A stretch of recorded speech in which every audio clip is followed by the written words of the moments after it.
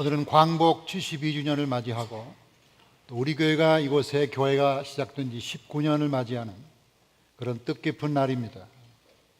이날은 정말 기쁘고 즐거운 날이고 행복한 날입니다. 근데 우리가 마냥 행복해 할 수만은 없는 상황에 우리가 지금 직면했습니다. 얼마 전인가 문 대통령이 미국의 트럼프 대통령과 통화하면서 한반도는 절대 전쟁이 있으면 안 됩니다 라는 말을 했다는데 그 말이 뉴스를 탔습니다. 너무 당연한 말이 뉴스거리가 되는 나라.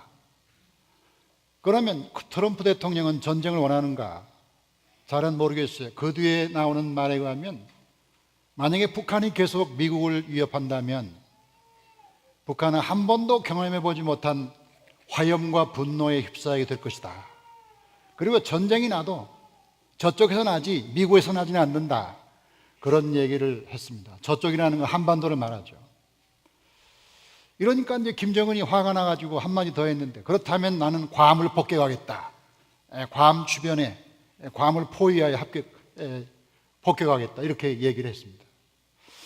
과거에는 이런 용어를 굉장히 절제된 용어로, 굉장히 상징적이고 포괄적인 언어로 누가 들어도 알아들을 수 있도록 그렇게 얘기했는데, 요즘 사람들은 아주 직설적이고 아주 구체적으로 얘기를 하는 바람에 우리가 심장이 덜컥거려서 요즘 살기가 매우 쉽지가 않습니다. 날씨까지 더운데 이렇게 이런저런 사람들이 얘기를 하는 바람에 굉장히 불안한 그런 세상을 지금 살고 있는 겁니다. 정말 과연 우리나라는 어떻게 될 것인가? 지금 우리나라는 어떤 상황이 있는가 하는 생각을 하면 상당히 불안하고 답답한 마음을 금할 수가 없습니다. 정말 우리가 기도할 때가 아닌가? 정말 우리가 하나님의 도움을 구할 때가 아닌가? 여러분, 이 시점에서 우리 모두가 하나님의 도움을 구할 때임을 믿습니까? 하나님을 도와주시고 살려주셔야만 되는 그런 좋은 때라는 사실을 우리가 믿습니다. 저는 이런 상황에서 예수님이라면 어떻게 했겠는가? 예수님이 우리나라의 지금의 상황이라면 뭐라고 말씀했겠는가 하는 생각을 하면서 예수님의 산상수훈을 생각하게 됐어요. 이 산상수훈은 갈릴리 산에서 말씀하셨다. 그래서 산상수훈인데, 자, 누가 이 말씀을 들었는지 1절을 보겠습니다. 자, 예수께서 무리를 보시고 산에 올라가 앉으시니 제자들이 나온지라. 자, 이 말씀은 굉장히 중요한데 왜 중요하냐면 이 산상수훈의 말씀을 누가 들었느냐 하는 게 청중에 대한 얘기입니다. 자, 예수님께서 무리를 보시고 산에 올라갔는데 예수님이 막상 말을 시작하다 보니까 제자들이 가까이 왔다는 거예요. 그러니까 무리들이 예수님 말씀을 들었다는 것보다도 제자들이 들었다는 거죠. 왜 무리들은 예수님 말씀을 듣기가 어려웠을까요? 이 말씀은 굉장히 실천하기가 어려운 말씀입니다. 이거는 자기 본성을 버려야 되고 자기가 살고 싶은 대로 살 수 없습니다. 제자들은 조금 나았는데 그래도 그들도 힘들었을 거다. 그래서 우리가 말씀을 읽을 때 그 말씀이 굉장히 우리를 불편하게 하는 것은 모르는 말씀 때문에 불편한 건 없어요, 사실은. 근데 아는 말씀 때문에 불편한 거예요. 근데 왜 많은 말씀이 불편한가? 그것을 실천하기 어려우니까, 그 말씀을 따라하기 어려우니까. 근데 가장 따라하기 어려운 게 예수님의 산상수훈인데, 그 말은 다른 말로 말하면 가장 중요한 메시지를 담고 있다. 예수님이 평화에 대한 헌장, 평화에 대한 프린시포, 원리, 그리고 평화에 대한 정책을 주님이 발표하고 계신다, 이렇게 볼 수가 있습니다. 자, 그래서 우리가 이 상황에서 우왕좌왕할 게 아니라 주님이 뭐라고 말씀하시냐, 주님이 이 나라의 평화에 대해서 뭐라고 말씀하고 계시는가 하는 것을 듣는 것이 훨씬 우리에게 중요한 일이라고 믿습니다. 저는 오늘과 다음 주 2시간에 걸쳐서 팔복이 나타난 예수님의 평화를 함께 나눌 때 이 나라의 평화가 회복되기를 주의 이름으로 축복합니다. 먼저 우리가 사는 상황이 벼랑 끝에 있다는 사실을 기억하는 것이 중요합니다. 자, 팔복 중에 첫 번째 말씀 3절을 보겠습니다. 시작. 심령이 가난한 자는 복이 있나니 천국이 그들의 것이며. 자, 예수님이 8가지 복을 말씀했는데 그 중에 첫 번째가 가난한 자에게 복이 있다는 겁니다. 여러분은 이 말에 동의합니까? 가난한 자가 복이 있다니. 아니, 그럼 다 가난하게 살아야 된다는 겁니까? 예수님은 왜 가난이 복이 있다고 말하는 겁니까? 이 시간에 제가 가난이 복입니까? 물으면 아멘 할 사람은 거의 없을 것이라고 믿습니다. 그렇기 때문에 제가 해보지는 않아요, 지금. 왜냐하면 아멘이 안 나오니까. 왜냐하면 누구도 가난이 복이라고 생각하지 않아요. 그러면 예수님이 어떤 의미의 가난이 복이라고 말했을까? 이 가난이란 말을 헬라어로 보니까 푸토코스인데, 이 푸토코스란 말은 가장 나쁜 가난입니다. 가난 중에서도. 그러니까 상한 거지. 이거 뭐 아무것도 없는 사람이야. 그래서 성경에 나오는 두 사람의 예를 들면 나사로 같은 사람, 아니면 탕자 같은 사람, 아버지 떠나서 밖에 나가서 아무것도 먹을 게 없는 그런 상태에 있는 사람, 이런 사람을 가난하다, 여기 쓰는 가난이라는 말이 그런 거라는 거죠. 그럼 왜 이 가난을 통해서 주님이 뭐라고 말씀하시기 원했을까? 가난 자체가 복이라는 것이 아니라, 가난하게 되면 결핍하잖아요. 가난하게 되면 배고프잖아요. 가난하게 되면 어때요? 가난하게 되면 달라고 요청하잖아요. 가난하게 되면 갈급해요. 가난하게 되면 게 없으면 못 사니까 막 사죽을 다해서, 목숨을 다해서 달라고 하는 거예요.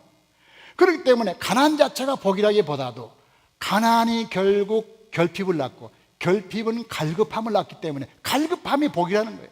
가난하기 때문에 갈급해, 피로해. 이것을 말하는 것이라는 걸 볼 수 있어요. 그래서 이 말씀을 유진 피터스는 그의 성경은 메시지 성경에서 이렇게 번역을 합니다. 벼랑 끝에 서 있는 너희는 복이 있다. 너희가 작아질수록 하나님과 그분의 다스림은 커진다. 자, 벼랑 끝에 있는 사람이라고 이 말씀을 번역했는데, 벼랑 끝에 있다는 말과 가난뱅이란 말이 의미는 많이 안 통하는데 메시지는 비슷한 거예요. 왜요? 이건 절박한 상황이 있는 겁니다. 가난한 사람도 절박하고, 벼랑 끝에 있는 사람은 절벽 위에 있다는 거 아닙니까? 절벽에 떨어지면 죽거든요. 절벽에 떨어진 사람이 떨어지다가 소나무를 붙잡았다. 그 소나무를 어떻게 붙잡겠어요? 대충 붙잡겠어요? 목숨 걸고 붙잡겠어요? 대충 붙잡을 사람도 있는 것 같아요.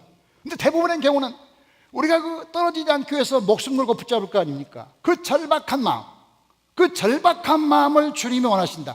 주님의 제자가 되는 사람의 첫 번째 단계는 얼마나 공부를 많이 했느냐, 얼마나 성경을 많이 하느냐 중요한 게 아니라, 얼마나 그 마음으로 주님을 사모하느냐, 얼마나 절박하게, 마치 절벽에 떨어지는 사람처럼, 그런 사람처럼 그렇게 간절하게 주님을 찾는 사람 되는 거, 이게 주님의 제자인데, 이것을 주님이 산상순에서 말씀하신 본래 뜻인데, 이것을 우리나라 상황에 적용하면 지금 우리가 절박한 상황이 있지 않습니까? 지금 이만큼 절박한 상황이 어디 있습니까? 전 세계를 향하여 핵무기 전쟁하는 이런 상황에서 이만큼 절박한 상황이 과거에도 없었고, 모르겠어요, 미래에 어떨지 몰라도. 지금 상황에서는 절박하다. 이 절박한 상황에서 우리 하나님을 향해서, 하나님 우리는 힘이 없고 연약합니다, 불쌍히 해주세요, 간절한 마음으로 주님께 나가지 않습니까? 그 갈급한 마음, 사모하는 마음이 있지 않습니까? 이게 주님이 원하는 첫 번째 마음인 거죠. 그럼 이런 마음 가진 사람은 어떻게 되느냐? 두 번째 산상수훈 가보면, 애통하는 자는 복이 있나니 그들이 위로를 받을 것이며. 여러분, 애통이라는 게 뭡니까? 애절하게 우는 거 아닙니까? 그냥 우는 게 아니라 간절히 우는 거죠. 여러분, 우는 게 왜 복입니까? 예수님 자꾸 이상한 말씀 하시는 거예요. 가난이 복이라고 하더니 이제는 우는 게 복이라고 하는 겁니다. 그거 왜 울겠습니까? 성경에 많은 우는 사람이 나오는데, 이 아브라함이 사라를 잃고 그를 막벨라굴에 장사하면서 한없이 울었습니다. 다윗이 그의 아들 압살롬이 반란이 일으켜서 나라를 어지럽혔지만 그 아들이 죽자, 내 아들 압살롬아, 내가 차라리 죽었으면 좋았겠다 하면서 아들의 죽음을 슬퍼하며 울었습니다. 하갈이 쫓겨나자 자기 아들 데리고 광야에 나가서 먹을 것도 없고 마시는 물도 없는 상황에서 울었습니다. 느헤미야가 울었습니다. 에레미야가 울었습니다. 그럼 왜 울었냐? 딱 한 가지 이유가 있다는 거죠. 이거를 유진 피터슨이 메시지 성경에서 번역하기를, 가장 소중한 것을 잃었다고 느끼는 너희는 복이 있다. 그때 너희는 가장 소중한 몸의 품에 안길 수 있다. 다시 말해서 가장 소중한 걸 잃으면 그때 눈물을 흘리게 됩니다. 자, 아내를 잃었습니다. 아들을 잃었습니다. 부모를 잃었습니다. 자, 그렇게 되면 이런 것이 소중하잖아요. 소중한 것 때문에 속상하고 화가 나니까 우는 거예요. 안타까우니까 우는 거예요. 그런데 가장 소중한 게 뭐겠습니까? 지금 우리가 이 시점에서 가장 소중한 게 뭡니까? 이것도 소중하고 저도 소중하지만 가장 소중한 것은 우리의 조국입니다. 만약에 우리가 이것도 있고 저것도 있어도 우리 조국이 없어지면, 이 나라가 문제가 생기면 우리 모두는 다 잃어버리고 말고 아무것도 가진 게 없는, 이것저것 아무리 노력해도 나라가 없어진다면 우리는 아무 희망이 없게 된다 이 말. 그래서 이 나라를 잃는 슬픔, 나라를 걱정하는 마음, 이것이 우리에게 가장 소중한 마음인데, 이것이 바로 우리에게 필요하다고. 저는 지난 7월에 일본 가서 히로시마에 갔지 않습니까? 히로시마에 갔는데, 거기 히로시마에 바로 원자탄이 떨어진 데가 아닙니까?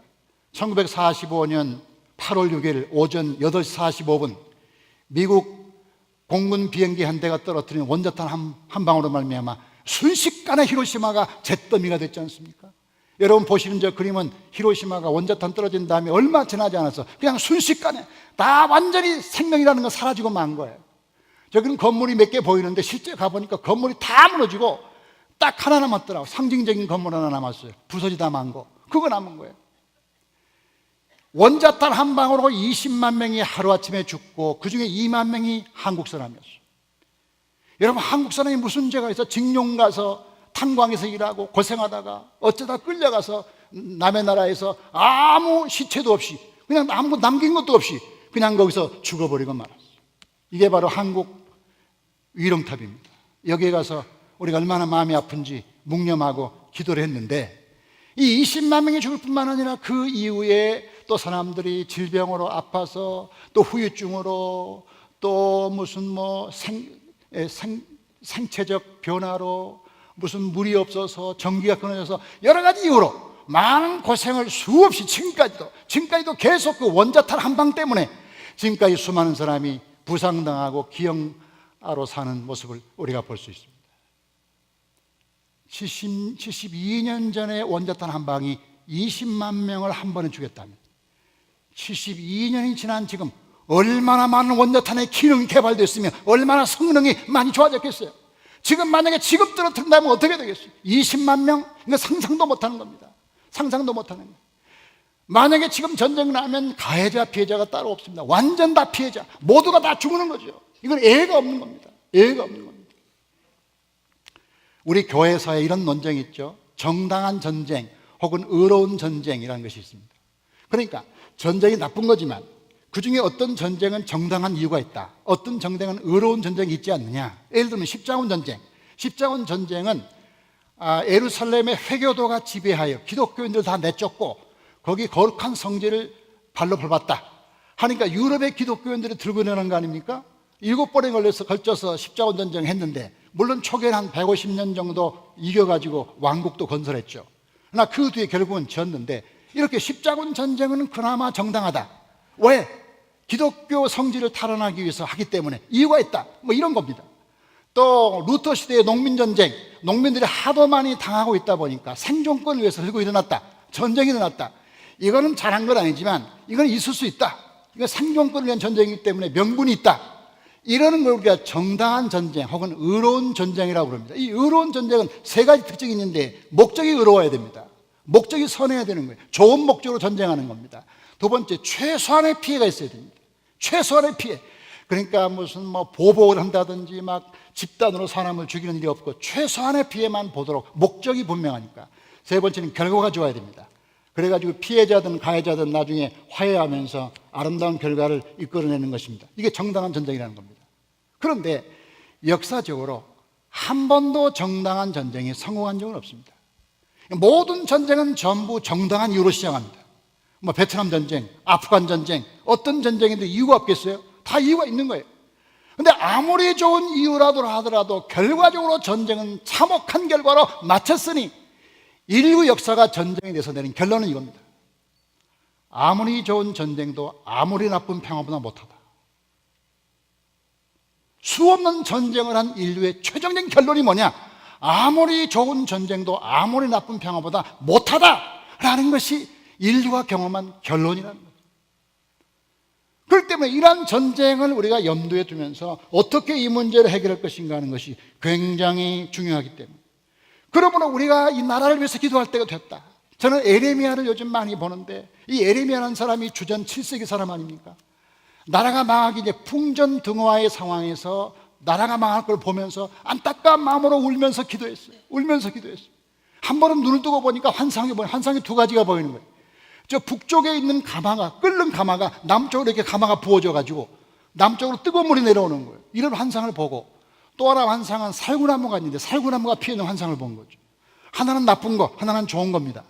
북쪽에 있는 끓는 가마가 남쪽으로 부어졌다는 것은 북쪽에 있는 바벨론 세력이 이스라엘을 침공할 것이라는 것이고, 그 다음에 살구나무에 꽃이 피었다는 것은 그래도 희망인데, 이 살구나무란 말을 샤케드라고 불러요. 이 샤케드란 말은 쇼케드에서 왔는데 이 쇼케드란 말은 지킨다 그런 뜻이에요. 그러니까 하나님이 살구나무를 보여주시면서 비록 너희가 이렇게 고통을 당하겠지만 내가 결국 지켜주겠다 라는 말을 살구나무로 표현해 준 거예요. 이 두 가지 환상을 봤는데 하나는 나쁜 거 하나는 좋은 거 아닙니까? 이 환상을 붙들고 기도한 책이 에레미야서고 에레미야애가입니다. 에레미야애가 뭘까요? 자, 그들의 마음이 주를 향하여 부르짖기를 딸 시온의 성벽아 너는 밤낮으로 눈물을 강처럼 흘릴지어다 스스로 쉬지 말고 내 눈동자를 쉬게 하지 말지어다. 또 보면 딸 내 백성의 파멸로 말미암아 내 눈에는 눈물이 시내처럼 흐르는도다. 내 눈에 흐르는 눈물이 그치지 아니하고 쉬지 아니하며. 이렇게 에레미야는 그치지 않은 눈물로 자기 민족의 멸망을 보면서 안타깝게 기도하면서 외쳤는데 불행한 것은 이 에레미야는 바벨론에 끌려간 게 아니라 동족들에 의해서 애굽으로 끌려가서 죽습니다. 그러니까 에레미야는 바벨론에 죽는 게 아니에요. 동족에 죽는 거죠. 왜냐하면 바른 소리 했다고. 자, 이렇게 이것이 이제 에레미야 역사인데, 그렇기 때문에 우리가 정말 간절히 기도할 것은 주여 이 민족을 지켜주시옵소서. 이 민족은 하나님의 손에 있습니다. 하나님이 이 민족을 지켜주셔야 합니다. 하나님이 우리 민족에 대한 자비와 은혜와 긍휼을 베풀었기 때문에 지금까지 살아있고, 하나님이 자비를 베푼 만큼 살겠으니 하나님이 이 민족을 긍휼히 여겨주시옵소서. 우리 민족을 살려주시옵소서. 에레미야처럼 간절한 마음으로 기도하는 여러분 되기를 주의 이름으로 축복합니다. 그럼 우리 민족의 문제가 뭘까요? 이게 산상수훈 세 번째입니다. 뭡니까? 온유한 자는 복이 있나니 그들이 땅을 기업으로 받을 것이며. 자, 온유한 자가 복이 있다는 것은 뭐냐면 부드러운 자가 복이 있다는 거 아닙니까? 우리가 살아보면 개인이나 역사나 교회나 간에 부드러운 사람이 이겨요. 늘 부드러운 사람이 이기는 겁니다. 이 이하고 이 혀하고 어떤 게 더 강하겠습니까? 우리가 생각할 때는 이가 단단하니까 더 강하다 생각하지만 이가 잘 부러지잖아요. 나는 혀가 부러졌다는 사람 못 봤어요. 혀는 부드럽기 때문에 오래 가는 거죠. 제주도 지난번에 가보니까요, 용두암이라는 거 아시잖아요. 용두암이 뭐예요? 큰 바위를 그 파도가 막 내려쳐가지고 그 파도가 그 물이 바위를 깎은 거 아닙니까? 그렇죠? 그러니까 대단하게 보이는 바위라도 오랫동안 물에 의해서 견디지 못하고 물이 강하다는 거예요. 늘 연약한 게 강하다는 거죠.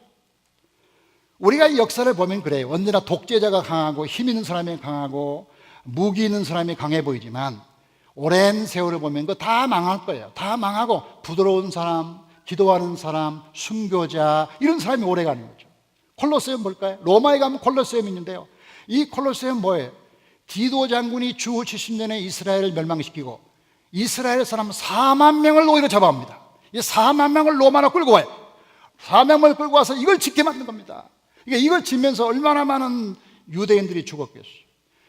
저걸 지은 다음에 저 밑에다가 짐승을 넣고 그 짐승과 싸우는 무슨 검투사를 두고서 사람들이 즐거워하면서 그러다가 조금 시간이 지나 기독교 시대가 되니까 기독교인들 다 모아다 저기다 놓고 짐승에 의해서 먹이가 되게 하고 그걸 즐거워하고 박수치는 이런 데가 콜로세움 아닙니까? 그렇잖아요.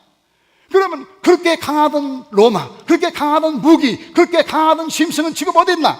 콜로세움 가면 아무것도 없고 딱 하나만 있는 거죠. 이게 있는 거죠. 십자가만 있는 거죠. 와, 거기에 대단한 네로 황제 거기 없어요. 그 대단한 힘쓰던 사람, 무기 다 없어지고요. 그렇게 약하고 약한 십자가만큼 약한 게 어디 있어요? 십자가에서 죽었잖아요. 십자가에 죽으신 그분이, 아무 힘도 없는 그분이 지금 로마를 지배하고 장악하고 있는 거죠. 그걸 보면서 이야, 정말 우리가 정말 이 세상에 온순한 사람이 세상을 지배하고 온유한 사람이 세상을 다스리는구나. 그런데 지금 우리 한반도 상황 어떻습니까? 지금 한반도 상황은 힘의 논리를 가지고 지배하고 있습니다. 힘이 있어야 된다. 힘이 있어야 미국을 상대한다. 우리가 미사일 있고 핵이 있어야 미국 놈들 쳐부신다. 이런 식으로 힘의 논리에 지배를 받고 있는 거죠. 얼마나 힘이 없었으면, 아니 힘도 여러 가지잖아요. 공부를 많이 하면 지식의 힘, 돈을 많이 보면 경제의 힘, 좋은 문화적인 힘, 그 다음에 또 많은 좋은 힘이 많잖아요. 그 많은 힘을 두고 왜 하필 그 힘만 힘입니까? 그렇잖아요. 힘을 찾는다고 하면 다른 힘을 길러야지. 다른 힘을 길러야 되는데 왜 하필 무게에 의존하냐 이게야. 무게에 의존하는 그 힘이라는 게 얼마나 가겠느냐, 얼마나 가겠습니까? 우리 성경은 인간을 우상의 집이라고 불러요. 사람은 늘 자기 속에 우상을 만들고 사는 거죠. 우상을 만들고 살아요. 근데 우상이라는 게 눈에 보이는 깎아만든 돌이나 바위가 아니라 우상이 뭐냐? 우상은 자칭 하나님, 짝퉁 하나님, 하나님 대용품, 자기가 하나님이 아닌데 하나님인 것처럼 하는 거, 이게 우상이라는 거죠. 그런데 우리가 우상을 만들면 네 가지 과정을 통해서 망해요. 첫 번째, 우상을 만들면 우상을 사랑하게 돼요. 두 번째, 우상을 믿게 돼요. 세 번째, 우상의 노예가 되게 해요. 마지막에 우상에서 망하게 돼요. 이게 반드시 우상을 가진 사람은 반드시 우상이 망해요. 우상은 반드시 배신합니다, 여러분. 하나님만 배신하지 않아요. 우리가 하나님이라고 여기는 거, 하나님처럼 믿는 거, 그것만 가지면 우리가 살겠다라는 거, 그것이 우상인데 결국 그것이 우리를 망하게 한다는 거죠. 예를 들어서 권력을 보자. 권력을 대비해봐요. 권력을 우상으로 삼긴 사람은 권력을 사랑해요. 권력을 믿어요. 권력에 지배받아요. 권력에 망해요. 자, 돈을 우상으로 섬긴 사람은 돈을 사랑해요. 돈을 신뢰해요. 돈의 지배를 받아요. 돈 때문에 망해요. 이 순서를 여지없이 반복하는 거죠. 자식을 우상으로 삼는다. 자식을 사랑해요. 자식을 믿어요. 자식의 노예가 돼요. 자식 때문에 망해요. 그러면 핵을 우상으로 섬기면 어떨까? 무기를 우상으로 섬기면 어떨까? 자, 보여주세요. 무기를 우상으로 삼으면 저처럼 무기를 사랑하죠. 무기를 믿게 되죠. 무기의 힘을 믿게 되죠. 나중에 무기의 노예가 되죠. 나중에 그 무기 때문에 본인이 망하는 거죠. 이것이 우상의 본성인데, 그럼 어떻게 되겠나요? 지금 북한의 상황이 뭡니까? 국민 백성들의 고열을 짜내가지고 무기를 만들어서 그 무기로 힘을 과시하고 그 힘을 어떻게 해보자는 이런 사고는 성경적이지도 않고 역사가 증명하지도 않았던 그 나쁜 건데, 이걸 나쁜 걸 뻔히 보고 있는데 우리가 말릴 수 없다는 게 한계 아닙니까? 안타까운 마음이죠. 안타까운 마음이라는. 자, 그래서 우리가 이 사실을 생각하면서 우리가 꼭 기억할 것은 뭐냐면 하나님께 돌아가야 된다는 거죠. 다 같이 하나님께 돌아가야 산다. 돌아가야 산다. 왜 이런 결론을 가져왔느냐? 이게 바로 산상수 네 번째 교훈이라는 거죠. 네 번째 볼까요? 자, 네 번째 뭐라고 되어 있습니까? 의에 줄이고 목마른 자는 복이 있나니 그들이 배부를 것이며, 그랬잖아요. 그럼 여기 의가 뭐냐를 이해해야 된다는 거죠. 그 성경이 말하는 의는 두 가지가 있다. 하나는 하나님 안에서 올바르게 되는 거, 이걸 공의라고 번역을 해요. 근데 사람 앞에서 의롭게 되는 거, 이거 정의라고 말한다. 그럼 하나님 앞에서 올바르게 되는 거, 하나님이 볼 때 옳다, 올바르다고 인정해 주는 거, 이것이 이제 공의고, 사람의 법이나 인간들이 볼 때 이 사람은 훌륭한 사람이다, 올바른 사람이다, 그거 정의로운 사람이다, 그러는 거예요. 그럼 여기서 말하는 의라는 건 뭐냐면 하나님의 의예요. 그러니까 이 세상에서 올바로 사는 그것에 목마르고 주는 게 아니라 하나님의 눈으로 볼 때 올바른 사람이 되는 거, 하나님 안에서 의로운 사람 되는 거, 거기에 목말라, 거기에 줄이고 목말라야 그래야 하나님의 사람이다는 거예요. 하나님의 의, 하나님처럼 올바르게 되는 거, 하나님 볼 때 올바른 존재가 되는 거. 그러면 우리가 하나님 앞에서 올바르게 되려면 어떻게 해요? 우리가 올바른 존재예요? 올바른 존재냐고요? 우리가 노력한다고 되는 거예요? 우리가 노력하면 얼마만큼 조금 나아지죠? 그러나 본질적으로 하나님 되는 거예요? 아니잖아요. 제가 쓴 글 좀 봅니다.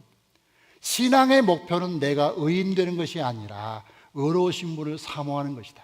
우리가 할 일은 우리가 그분처럼 되는 것이 아니고 그분의 의가 내 안에 들어오는 것이다.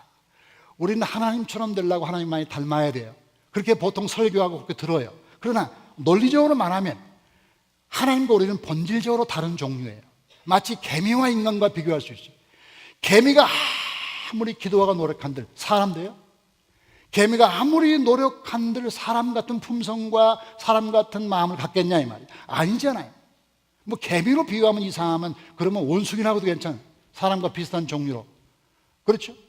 그러니까 우리가 하나님을 닮으려고 노력할 필요는 있지만 닮으려고 노력한다고 하나님처럼 되는 게 아니라 하나님의 의가 우리 속에 들어와야 된다는 거죠. 이 하나님의 의가 우리 속에 들어올 때 이것을 받아들이는 걸 믿음이라고 한다. 믿음이라는 것은 우리가 의로운 존재가 되는 것이 아니라 의로우신 그분이 우리에게 다가올 때 그분에게 우리를 맡기는 거다. 이게 믿음이라는 거지. 그럼 우리가 의로운 자가 된다는 것은 뭐냐면 하나님이 우리에게 와야 되고 우리가 하나님께 가야 되는데 우리가 하나님이 아닌 이상 우리가 스스로 있어서는 의로운 존재가 될 수 없으니 그러므로 성경이 말하기를 하나님의 의에 줄이고 목말라라 그런 겁니다. 자, 그러면 어떻게 되겠어요? 우리가 하나님께 돌아갈 수밖에 없다. 하나님께 돌아갈 수밖에 없다. 저는 우리 민족의 상황을 이렇게 진단하고 생각합니다. 우리나라는 지금 주로 북한의 얘기입니다만 주로 북한을 포함해 우리 민족은 강하게 되는 데 목적이 있는 것 같아요. 지금 근데 성경의 목적은 의롭게 되는 데 목적이 있는 거죠. 자, 강하게 되는 민족이냐, 의로운 민족이냐, 강하게 될 거냐, 의롭게 될 거냐는 조금 비슷하지만 달라요. 이 강하게 되는 것은 굉장히 인간의 의지와 노력에 의지하는 거예요. 무력에 의지하는 거죠. 군대에 의지하는 거죠. 근데 하나님의 의에 하나님으로 말미암아 의로워지는 사람이 되면 의로워지는 게 강한 거예요. 이 역사는 항상 뭐라고? 의로워지는 게 강한 거라는 거죠. 근데 불의하면서 힘을 갖는 건 나쁜 거라는 거예요. 불의한데 힘을 가졌다. 그렇다고 그 사람이 세상을 정복하거나 역사를 바꾸지는 않았어요. 의로운 사람인데 힘은 좀 부족하지만 의롭다. 이 사람을 하나님이 쓰시는 거지. 굉장히 불의한데 힘이 있다. 그렇다고 이 사람에게 하나님 역사를 맡긴 적은 한 번도 없었어요. 물론 조금 역사를 맡은 적은 있죠. 독재자들이. 오래 하지는 못해요. 자, 그러면 우리의 지금 나라 상황은 의로운 데 되는 것보다는 강한 자가 되는 데 목적이 있어가지고 다들 막 힘을 가지고 지금 전쟁을 하고 지금 하고 있는 상황이기 때문에 우리가 성경에서 기대하는 것처럼 온유한 자가 되는 것이고 하나님의 의로운 자, 의로우신 하나님께 돌아가야만 되는데 성경에서 돌아간다는 말을 많이 쓰고 있어요. 돌아간다는 말을 많이 쓰고 있어요. 볼까요? 얼마나 많은지 이사야 봅시다. 시작. 너는 내게로 돌아오라. 내가 너를 구속하였습니다. 말라기. 그런즉 내게로 돌아오라. 그리하면 나도 너에게 돌아가리라. 또 이사야. 불의한 자는 그 생각을 버리고 여호와께로 돌아오라. 그리하면 그가 긍휼히 여기시리라. 마지막에 아모스가 중요해요. 시작. 너희는 나를 찾으라. 그리하면 살리라. 성경 구약 성경을 다 함축해서 한마디로 말하면 뭘까? 저는 아모스 5장 4절이라고 봐요. 아모스 다시 한번 봐요. 시작. 너희는 나를 찾으라. 그리하면 살리라. 우리가 지금 이 상황에 있는데 너희가 나를 찾으라. 그리하면 살리라. 이것이 바로 우리 민족에 주시는 하나님의 메시지인 줄로 믿습니다. 근데 부지런히 돌아와야 된다. 근데 안 돌아오고 있다. 그럼 어떻게 할 거냐? 돌아오도록 기도해야 된다. 그래서 지금 우리가 할 것은 다른 게 아니라 하나님 아버지 이 민족을 긍휼히 여겨주시고 불쌍히 해주시고 전쟁을 막아주시고 평화의 나라가 되게 하여 주시옵소서. 이 나라가 순교자의 나라, 기도하는 나라, 하나님의 피로 값주고 사시는 거룩한 교회가 6만 개나 있는 교회, 이 한국교회의 한국사회를 살려주시옵소서. 하나님이 이 민족을 불쌍히 해주시기를 주의 이름으로 축원합니다. 72주년 맞는 광복절 행복하지 못하지만 우리에게 사명이 있다. 어떤 사명? 기도하는 사명. 이 민족을 위해 기도하고 다시 이 나라가 잘못되지 않도록 평화를 위해서 기도하고 이 나라가 그런 나라가 되기를 주의 이름으로 축원합니다. 하나님 아버지 감사합니다. 오늘 거룩한 주일날 하나님께 나와 예배하며 그러나 기쁜 마음이 못 되는 것을 용서하여 주시옵소서. 북한의 핵과 미사일로 북미 간의 긴장이 고조되고 남한도 불안해하며 전쟁의 위협 속에 살고 있습니다. 우리가 할 수 있는 일은 생각해봐도 거의 없고 우리는 그저 전 국민이 무릎 꿇고 하나님께 살려달라고 기도하는 것밖에 없다는 사실을 알게 됩니다. 주님 도와주시옵소서. 일찍부터 이 땅에 터잡고 살면서 한 번도 남의 민족을 침략해 본 적이 없는 이 민족을 불쌍히 여겨 주시옵소서. 주님 불쌍히 여기시기를 133년 전에 이 땅에 복음이 들어오면서 수많은 기도자와 순교자가 이 땅에 목숨 걸고 기도하는 수많은 기도자와 순교자가 있으니 이 나라를 지켜보아여 주시옵소서. 주님 긍휼히 여겨 주시옵소서. 전쟁을 막아주시고 북한을 불쌍히 여기시고 모든 무기를 버리고 평화로 나오도록 주여 도와주시옵소서. 이 민족이 강한 나라가 되려고 하지 말고 의로운 나라, 깨끗한 나라가 되기 위하여 애쓰게 하여 주시옵소서. 의로운 나라가 강한 나라이며 의롭고 의로워져야 진정한 강한 나라인 줄로 믿습니다. 남북이 평화를 찾게 하시고 주님 주신 평화를 회복하게 도와주시옵소서. 정치 지도자들이 잘못 판단하는 일이 없도록 주께서 도와주시기를 바라고 그리고 모든 백성들은 부패와 타락에 젖어 있지 말고 떨치고 일어나 나라와 민족을 위해서 기도하는 모든 성도들이 다 되게 하여 주시옵소서. 광복 72주년을 맞아 우리 아버지께 간절히 기도하며 내년 73주년에는 더 좋은 일이 이 민족에 있도록 하나님 다음 광복절에 놀라운 축복과 은혜를 부어 주시옵소서. 하나님의 놀라운 은혜를 감사드리며 예수 그리스도 이름으로 기도하옵나이다. 아멘.